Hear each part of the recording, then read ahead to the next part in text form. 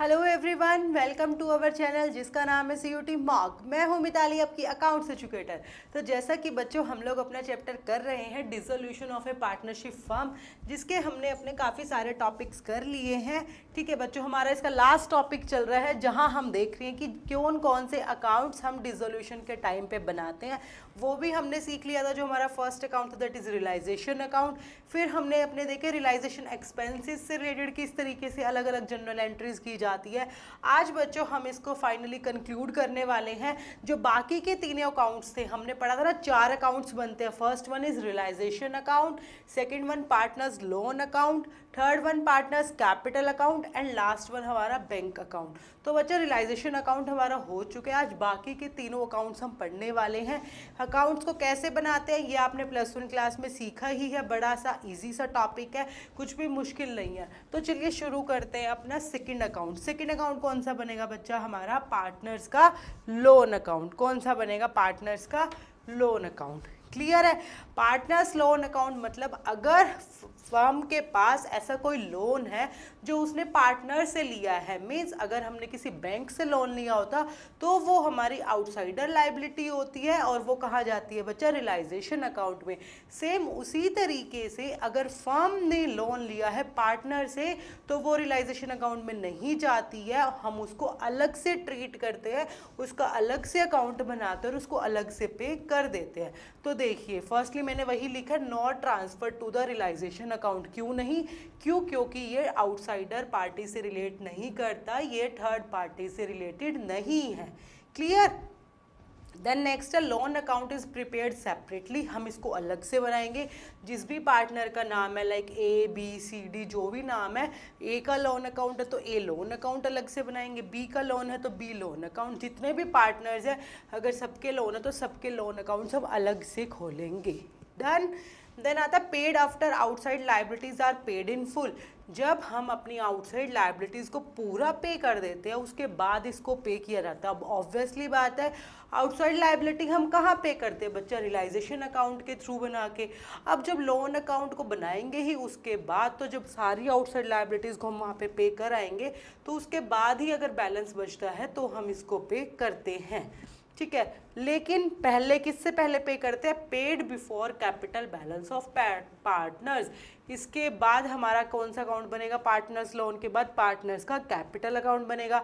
तो means outsider liability के बाद इसको पे किया जाता है, लेकिन पार्टनर्स का कैपिटल बैलेंस देने से पहले इसको दिया जाता है। मीन्स पहले आउटसाइडर लाइबिलिटी को देंगे, फिर पार्टनर का लोन अकाउंट ट्रीट करेंगे, देन हम देंगे पार्टनर्स का बचा हुआ कैपिटल बैलेंस। डन। तो हम क्या जनरल एंट्री करेंगे बच्चा? बिल्कुल सिंपल है। पार्टनर का लोन अकाउंट आप डेबिट कर दोगे टू बैंक अकाउंट, जो भी पैसा फर्म से चला जाएगा उसके लोन से रिलेटेड।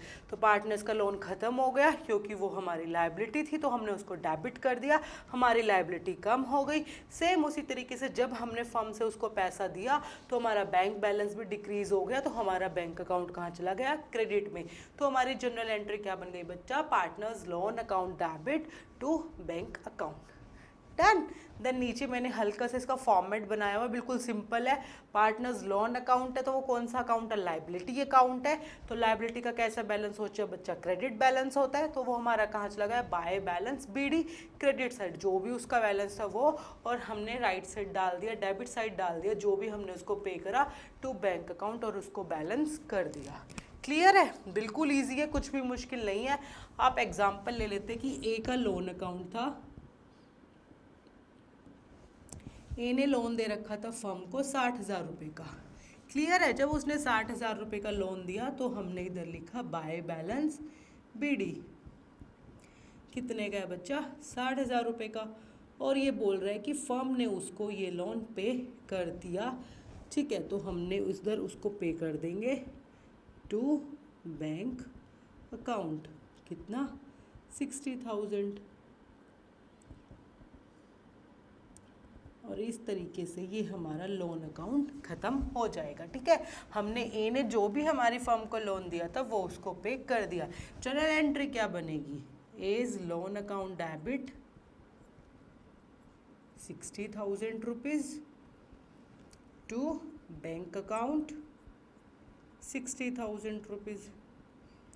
बिल्कुल सिंपल सा है, कुछ भी मुश्किल नहीं है, 2 मिनट भी नहीं लगती है छोटा सा लोन अकाउंट करने में। ठीक है, सिर्फ आपको ये याद रखना है, सबसे पहले आप थर्ड पार्टी लोन दोगे, दैट इज आउटसाइडर लाइबिलिटीज जितनी भी है सब पे करोगे, उसके बाद पार्टनर्स के लोन का नंबर आएगा और उसके बाद पार्टनर्स की कैपिटल का नंबर आएगा।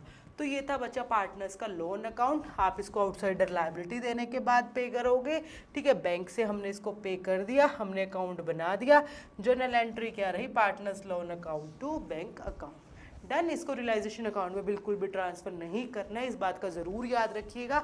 कभी आप जब outsider liability, third party liability को रियलाइजेशन अकाउंट में ट्रांसफ़र करो और साथ में इसको भी कर दो, नहीं, इसको अलग से ट्रीट किया जाएगा। सेकेंड नंबर पर रियलाइजेशन अकाउंट के बाद इसका नंबर आएगा।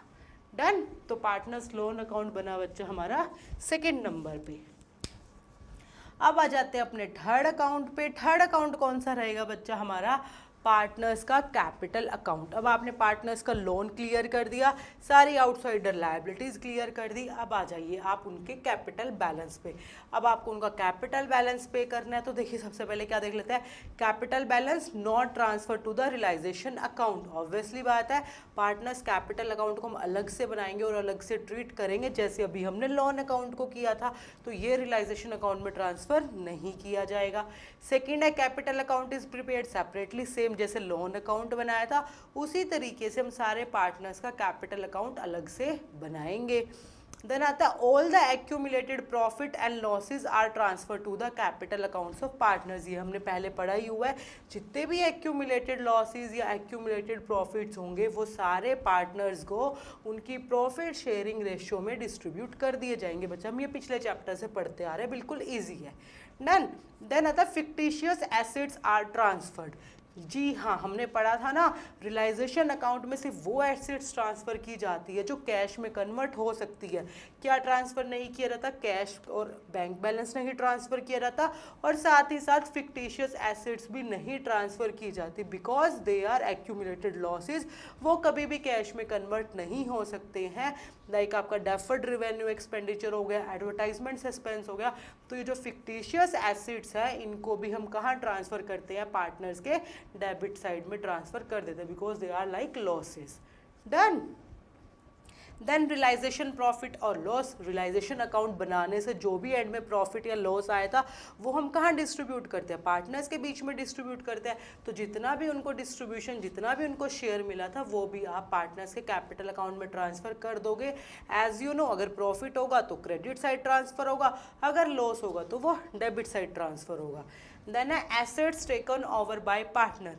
मीन्स अगर किसी पार्टनर ने कोई एसेट ली है, हमने पढ़ा था ना, अगर कोई पार्टनर कोई एसेट ही ले लेता है तो हम क्या एंट्री कर देते थे बच्चा, partners capital account to realisation account. तो सेम उसी तरीके से अगर उसने कोई भी एसेट ली है तो उसका बैलेंस डिक्रीज हो रहा है तो आप डेबिट साइड उसको ट्रांसफर कर दोगे। सेम लाइबिलिटीज अगर वो टेक ओवर कर रहा है, लाइबिलिटीज को डिस्चार्ज करने की रिस्पॉन्सिबिलिटी ले रहा है, तो उसकी एंट्री भी आप उसे कैपिटल अकाउंट में कर दोगे। इसका रिवर्स हो जाएगा, एसेट से रिवर्स आपकी लाइबिलिटी। डन। जितनी भी एंट्री मीन्स अगर और कोई भी एडजस्टमेंट्स बनती है जो पार्टनर्स कैपिटल अकाउंट से रिलेट होती है, जो आप देखते ही आ रहे हो क्वेश्चंस के अकॉर्डिंगली जो भी बनेगा सारी आप उसके अकॉर्डिंगली उसके जो डेबिट साइड जाएंगे वो डेबिट साइड कर देंगे, जो क्रेडिट साइड जाएगी बच्चा वो क्रेडिट साइड कर देंगे। एट लास्ट अब आप क्या करोगे, उनके बैलेंसिंग फिगर निकालोगे। ठीक है, मीन्स हम कैपिटल अकाउंट को बैलेंस करेंगे और उसको क्लोज कर देंगे। कैपिटल अकाउंट कौन से अकाउंट से क्लोज किए जाएंगे बच्चा, कैपिटल अकाउंट क्लोज किए जाएंगे आपके कैश या फिर बैंक अकाउंट से। डन। इस बात का जरूर याद रखिएगा, कहाँ से क्लोज किए जाएंगे बच्चा, बैंक से या फिर आपके कैश के थ्रू। इसका मतलब है लास्ट में अगर कोई भी बैलेंस आएगा, जो भी बैलेंस आएगा कैपिटल पार्टनर्स का, पार्टनर्स के कैपिटल अकाउंट में, अगर वो क्रेडिट बैलेंस आ रहा है, मीन्स हमारी फर्म को उसे देना है, क्रेडिट बैलेंस तो तभी होगा तो फर्म उसे वो बैलेंस पे कर देगी। अगर पार्टनर्स का कैपिटल अकाउंट का डेबिट बैलेंस आ रहा है, मीन्स उसे फर्म को वो पैसा देना है, तो वो पार्टनर उस पैसे को फर्म में ले आएगा। और इस तरीके से हम अपने पार्टनर्स कैपिटल अकाउंट को क्लोज कर देंगे। तो कौन से अकाउंट से से क्लोज हुआ, एक तरीके से बैंक अकाउंट से क्लोज किया, या तो कोई पैसा लेके आएगा या हम किसी को पैसा देंगे।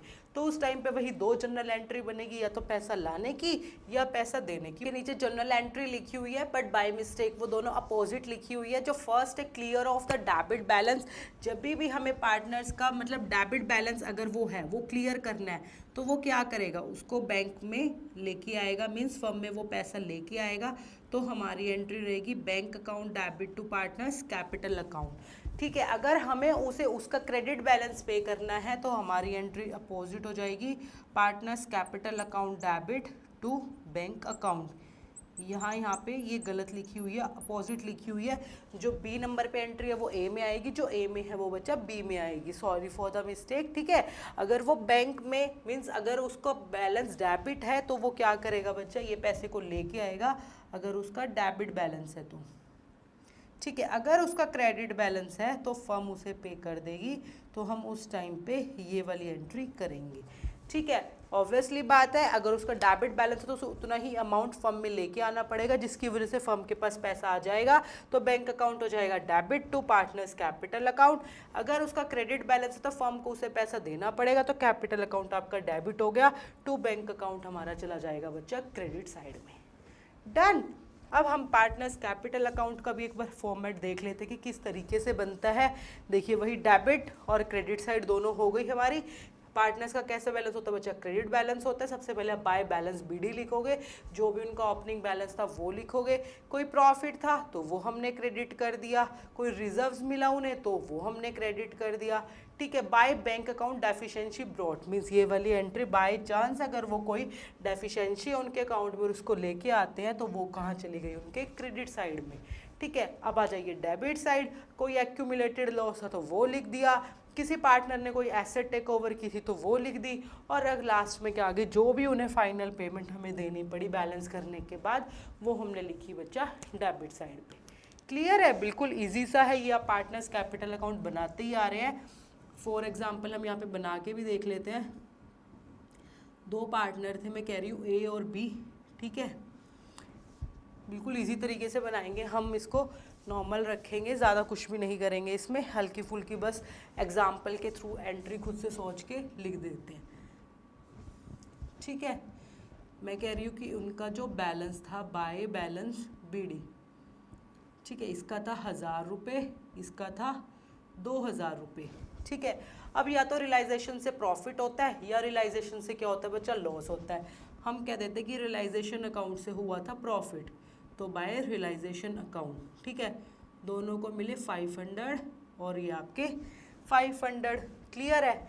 मैं कह रही हूँ कि अगर बी ने कोई भी लाइबिलिटीज़ ले ली है, ठीक है, बी ने कोई भी लाइबिलिटीज़ को टेक ओवर कर लिया है, उसको डिस्चार्ज करने की रिस्पॉन्सिबिलिटी ली है, वो लाइबिलिटी थी बच्चा हमारी 5000 की। ठीक है, तो हमने इसको यहाँ लिख दिया है। ठीक है, हम कहते कि ए ने कोई हमारी वो थी एसेट्स थी वो टेक ओवर कर लिया, जिसकी वजह से अब उसका बैलेंस रिड्यूस हो गया। वो एसेट थी बच्चा आपकी 1000 रुपये की। डन। कोई एक्यूमुलेटेड लॉस था हमारे पास, तो वो एक्यूमुलेटेड लॉस भी हमने ट्रांसफ़र कर दिया दोनों पार्टनर के बीच में, तो वो आया हमारा 1500 और ये भी आ गया हमारा 1500। डन। हमने माना दोनों की प्रॉफिट शेयरिंग रेशो थी 1:1। डन। और क्या हो सकता है, बाई चांस कोई फिक्टिशियस एसेट्स थी तो आप उस एसेट्स को भी ट्रांसफ़र कर दोगे। आप कह लो वो एसेट्स थी 500 की और 500 की, तो हमने वो भी ट्रांसफ़र कर दी। इस तरीके से अगर और भी कुछ बनता है, अगर है आपका डेबिट क्रेडिट साइड उनको ट्रांसफ़र करने का, तो वो हम कर देंगे। अब हम इसे बैलेंस करके देख लेते हैं। देखिए, इसका बैलेंस बनता है 2, 5 और ये बनेगा 7500। डन। अब आ जाते हैं, हमने सबसे पहले बी को बैलेंस किया, तो हम यहाँ देखते, देखिए यहाँ पे 1500 और 1500 देते 2000। ठीक है, बैलेंस कितना होना चाहिए बच्चा, 7500। तो हम इसको पे कर देंगे। कितना आएगा इसको पे करने के लिए, ये आएगा आपका, जब इसमें से 2 आएगा तो 5500।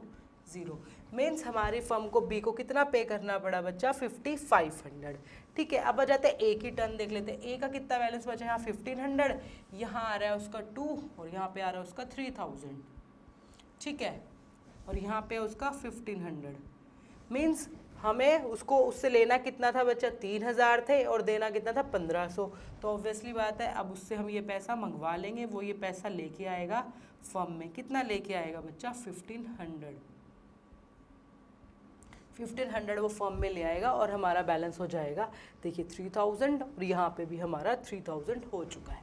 क्लियर है। तो इस तरीके से अब आपको अगर एंट्री करनी पड़ी तो आप क्या एंट्री करोगे बच्चा, बैंक अकाउंट डेबिट कितने से, 1500 से टू एज कैपिटल अकाउंट। कितना लेके आया ए, 1500। बी को हमें देना पड़ा तो हम क्या कर देंगे, B is capital account debit कितने से, कितना दिया था हमने उसको 5500 टू बैंक अकाउंट 5500। क्लियर है बच्चा। तो इस तरीके से हम अपना पार्टनर्स का कैपिटल अकाउंट बनाते हैं। उसका क्रेडिट बैलेंस हमने लिखा, तो जो जो एडजस्टमेंट्स थी हमने वो की। लास्ट में जब हमने बैलेंस निकाला तो आप देख लोगे किसको विड्रॉ करना है, मीन्स कितनों को पैसा देना है, किसको डेफिशिएंसी है तो वो उसको फर्म में ब्रॉट लेके आएगा, वो पैसा लेके आएगा। जैसे यहाँ पे ए को लाना पड़ा और बी को हमें देना पड़ा, तो उस तरीके से हम पार्टनर्स का कैपिटल अकाउंट बच्चा बनाते हैं। डन। अब लास्ट अकाउंट पे आ जाते हैं। हमारे लास्ट अकाउंट है बच्चा हमारा बैंक अकाउंट। ठीक है, कौन सा रहेगा हमारा बैंक अकाउंट। बैंक अकाउंट को करने से पहले बच्चा एक चीज़ का ज़रूर ध्यान रखिएगा। कई बार देखो, जैसे हमने पढ़ा था हमारे फर्स्ट जो चैप्टर था जहाँ हमने बेसिक सीखा था कि पार्टनर्स का अगर वो कैपिटल फिक्स्ड कैपिटल मेथड से अकाउंट्स मेंटेन कर रही है तो दो अकाउंट बनते हैं बच्चा। कौन कौन से, एक आपका करंट अकाउंट बनता है और एक आपका बनेगा कैपिटल अकाउंट। ये हम पढ़ते आ रहे हैं ना कि दो अकाउंट बनते हैं, एक करंट अकाउंट बनता है, एक आपका कैपिटल अकाउंट बनता है। अब बच्चा अगर क्वेश्चन में दोनों गिवन है तो आप क्या करोगे, तो बच्चा हमें करना है करंट अकाउंट को बनाना है। ठीक है, करंट अकाउंट का जो भी बैलेंस आएगा हम उसको ट्रांसफ़र कर देंगे कैपिटल अकाउंट में। क्या करेंगे, हम करंट अकाउंट को बैलेंस करेंगे। करंट अकाउंट का फाइनल जो भी बैलेंस बचेगा, बाय बैलेंस BD CD करके जो भी बनेगा, डेबिट बैलेंस या क्रेडिट बैलेंस, हम उसको ट्रांसफ़र कर देंगे कैपिटल अकाउंट में। और फिर उस कैपिटल अकाउंट को हम पे करेंगे बैंक के थ्रू, या फिर अगर उसको लेके आना हुआ, डेफिशिएंसी हुई तो वो ले आएगा बैंक के थ्रू। मीन्स करंट अकाउंट को हम क्लोज कर देंगे, उसका जो भी बैलेंस आएगा हम इसको क्लोज कर देंगे और इसका सारा बैलेंस कहाँ ट्रांसफ़र कर देंगे बच्चा, कैपिटल अकाउंट में। और फिर कैपिटल अकाउंट का जो भी बैलेंस आएगा, पे करना हुआ या फिर लेके आना हुआ, तो हम उसे बैंक के थ्रू कैपिटल अकाउंट को क्लोज कर देंगे। तो फर्स्टली आप बनाएंगे करंट अकाउंट, देन उसका सारा बैलेंस जो भी बनेगा वो चला जाएगा बच्चा कैपिटल अकाउंट में। क्लियर है। कैपिटल अकाउंट किससे क्लोज किए जाएंगे, बैंक अकाउंट के थ्रू। डन। अब आ जाते हैं अपने नेक्स्ट टॉपिक पे। नेक्स्ट है बच्चा हमारा बैंक अकाउंट। अब सेम इसी तरीके से हम यहाँ पे भी देख लेते हैं। फर्स्टली दोनों को करने से पहले ही या तो फर्म के पास बैंक बैलेंस होता है या फिर कैश बैलेंस होता है, या फिर कई बार दोनों भी एग्जिस्ट करते हैं। ठीक है, तो अगर दोनों एग्जिस्ट करते हैं आपको क्या करना है, सेम इसी तरीके से करना है। लेकिन यहाँ पे तो कंपल्शन है कि करंट अकाउंट को आपको बैलेंस करना है और फिर कैपिटल अकाउंट में ट्रांसफ़र करना है। यहाँ पे आप कोई भी एक अकाउंट को पहले क्लोज कर दीजिए, उसका सारा बैलेंस दूसरे अकाउंट में ट्रांसफ़र कर दीजिए और फिर उस अकाउंट को बना दीजिए। ठीक है, जैसे मैं कहती हूँ कि मुझे कैश अकाउंट को क्लोज करना था, तो सबसे पहले आप कैश अकाउंट बनाएंगे, जितनी भी बाई चांस उसमें कोई ट्रांजेक्शन हुई हैं उसको क्लोज कर देंगे। तो जो भी बैलेंस आएगा कैश अकाउंट का उसको ट्रांसफ़र कर देंगे कहाँ पे बच्चा, बैंक अकाउंट में। और फिर आप बैंक अकाउंट को प्रिपेयर करेंगे। तो जितनी भी ट्रांजेक्शन्स होती है, हम इंटरचेंज वर्ड यूज़ करते हैं ना, बैंक अकाउंट या कैश अकाउंट, तो बेसिकली उसी तरीके से करना है। किसी भी एक अकाउंट का बैलेंस आप दूसरे अकाउंट में ट्रांसफ़र कर दीजिए और सारे ट्रांजेक्शन्स फिर वहाँ पे कर दीजिए और उसको लास्ट में क्लोज कर दीजिए। डन। ये याद रखना, दोनों अकाउंट्स अलग अलग नहीं बनाए जाएंगे। कोई भी एक अकाउंट बनाना है, या बैंक अकाउंट या कैश अकाउंट, किसी भी एक अकाउंट का बैलेंस दूसरे अकाउंट में ट्रांसफ़र कर दीजिए। वो आपकी मर्जी है, चाहे आप बैंक अकाउंट बनाएं चाहे आप कैश अकाउंट बनाएं। कैश बना रहे हैं तो बैंक अकाउंट में ट्रांसफ़र, बैंक अकाउंट से ट्रांसफ़र ले आइए कैश में, और बैंक अकाउंट मेंटेन कर रहे हैं तो कैश अकाउंट का सारा बैलेंस ट्रांसफ़र कर दीजिए बैंक अकाउंट में। दोनों में से कोई भी हम बना सकते हैं। क्लियर है। अब देख लेते हैं अपना बैंक अकाउंट। तो देखिए बच्चा, जो बैंक अकाउंट होता है आपको पता ही है उसका कैसा बैलेंस होता है, डेबिट बैलेंस होता है। तो सारी रिसिप्ट्स आपकी आ जाती हैं डेबिट साइड पे और सारी पेमेंट्स हमारी चली जाएंगी क्रेडिट साइड पे। जितनी भी हमारी रिसिप्ट्स आई हैं पूरे प्रोसीजर के दौरान, डिसोल्यूशन का जो भी प्रोसीजर था उसके दौरान, अगर जितनी भी रिसिप्ट्स आई हैं वो सारी आ जाएंगी बच्चा डेबिट साइड में और पेमेंट्स चली जाएंगी आपकी क्रेडिट साइड में। तो देखिए, receipts on the debit side, payments on the left side. अब ये बात आ जाती है लास्ट में, ये बैंक अकाउंट क्या है बच्चे। ये जो बैंक अकाउंट बनेगा ना, इसका डेबिट बैलेंस और क्रेडिट बैलेंस बिल्कुल इक्वल आएगा, कोई भी बैलेंसिंग फिगर नहीं आएगी, both side must be equal. अगर आपके क्वेश्चन आप निकाल रहे हो और वो मैच नहीं कर रहा है, मीन्स आपने कहीं पे गलती की है, आपको उसको चेक करना पड़ेगा। ऐसा कभी नहीं होगा कि डेबिट बैलेंस अलग आए और क्रेडिट बैलेंस अलग आए, दोनों आपके मैच करेंगे। क्यों? क्योंकि जो आपकी प्रोसेस है डिसोल्यूशन की, वो बैंक अकाउंट बनाने से खत्म हो जाएगी। मीन्स जो भी आपका था, कैश था, आपने डिस्ट्रीब्यूट कर दिया, लाइबिलिटीज पे कर दी, इनसाइडर आउटसाइडर सारी, कैपिटल बैलेंस हो गया, सारी एसेट्स को आपने सेल कर दिया, सारी लाइबिलिटीज हमने पे कर ली। तो अब लास्ट में जो भी फर्म का पैसा बचा था उसने वो पार्टनर्स में डिस्ट्रीब्यूट भी कर दिया, सब कुछ आ जाएगा एक तरीके से। तो लास्ट में जो बैंक अकाउंट है बच्चा, वो क्या रहेगा आपका, इक्वल रहेगा, उसमें कोई भी बैलेंसिंग फिगर नहीं आएगी। अगर आपका बैंक अकाउंट का बैलेंस या फिर कैश अकाउंट का बैलेंस इक्वल आ जाता है, मीन्स आपकी अर्थमेटिकल एक्यूरेसी भी वो वेरीफाई कर देता है, मीन्स आपने कोई क्वेश्चन में मिस्टेक नहीं की है, जैसे हमारा ट्रायल बैलेंस कर देता था। ठीक है, सेम उसी तरीके से बैंक अकाउंट भी उस अर्थमेटिकल एक्यूरेसी को चेक करने में हेल्प करता है। Both side must be equal, ये ज़रूर याद रखिएगा। किसी भी साइड, चाहे वो डेबिट साइड हो चाहे वो आपका क्रेडिट साइड हो, कोई भी बैलेंसिंग फिगर नहीं आएगी। बैंक अकाउंट आपका लास्ट बनेगा, उससे आपके डिसोल्यूशन के जो अकाउंट्स थे वो सारे क्लोज हो जाएंगे। क्लियर है? देखिए, मैंने नीचे हल्का सा फॉर्मेट भी लिखा हुआ है। देखिए, फर्स्ट डेबिट साइड आ जाएगी, to balance BD, by chance cash में कोई बैलेंस है आपका तो वो लिखेंगे। ठीक है, टू रियलाइजेशन अकाउंट, अगर हमने जब एसिड सेल करी तो उससे पैसा आता है, हम क्या एंट्री करते हैं, bank account to realisation account, तो सेम वही करना है। बाई चांस कोई पार्टनर्स, जैसे यहाँ पे ये बी लेके आया था, सॉरी ए लेके आया था, तो आपकी क्या एंट्री कर जाएगी, टू एज कैपिटल अकाउंट, क्योंकि वो पैसा लेके आया, उससे बैंक बैलेंस इंक्रीज हो गया, तो इस साइड आ जाएगा डेबिट साइड। क्रेडिट साइड क्या चला जाएगा, अगर पार्टनर्स को कैपिटल पे की थी, जैसे यहाँ बी को पे की थी, तो वो चली जाएगी। कोई रियलाइजेशन एक्सपेंसेस आपने पे किए थे तो वो चले जाएंगे। पार्टनर्स का लोन जैसे हमने यहाँ ये पे किया था तो ये चला जाएगा क्रेडिट साइड। कोई लाइबिलिटीज़ हमने पे की थी जो आउटसाइडर थर्ड पार्टी को पे की थी तो वो चली जाएंगी। मीन्स जितनी भी एंट्रीज आपकी जहाँ पे आपका कैश आया था या कैश गया था, सारी चली जाएंगी इस अकाउंट में, बैंक अकाउंट या कैश अकाउंट में, और लास्ट में बैलेंस बिल्कुल इक्वल हो जाएगा। कोई भी बैलेंसिंग फिगर बच्चा नहीं आएगी, ये ध्यान रखिएगा। क्लियर है? अगर मैं इसको एग्जाम्पल के थ्रू करना भी चाहूँ तो इसमें ऐसा कुछ है नहीं, आपको अलग अलग फिगर्स को एज्यूम ही करना पड़ेगा, क्योंकि इसमें बैलेंसिंग फिगर तो निकलेगी नहीं।